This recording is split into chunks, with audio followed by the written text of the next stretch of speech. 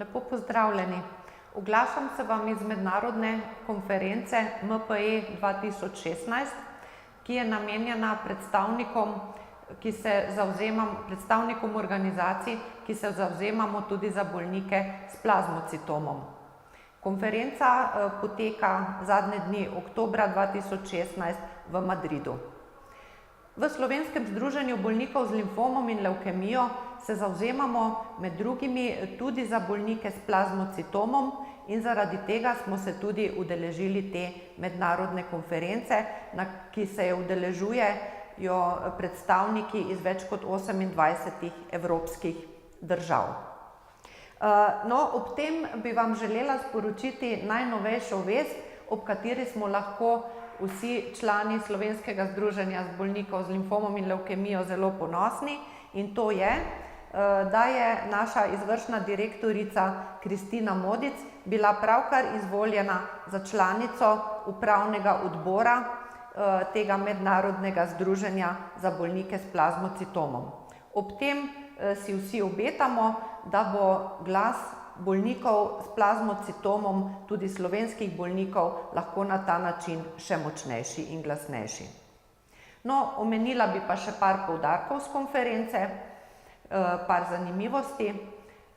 Kot zelo pomembno področje so bile poudarjene klinične študije pri bolnikih s plazmocitomom. Namreč, kot vemo, plazmocitom ni enovita bolezen, ampak ima številne podvrste in se tudi zdravi z številnimi kombinacijami zdravil in uvajajo se tudi številna nova zdravila.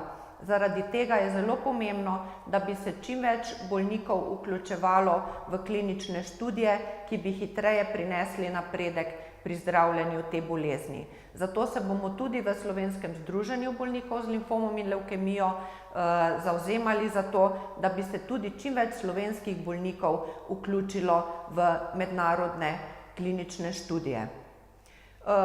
Poleg tega pa smo na konferenci izmenjali veliko izkušenj med sabo pacienti oziroma predstavniki pacienti iz številnih držav in pa, kar je tudi pomembno, seznanili smo se podrobneje s projektom Atlas, v katerega smo že pilotsko vključeni poleg dveh drugih evropskih združenj tudi v Slovenskem združenju bolnikov z limfomom in levkemijo.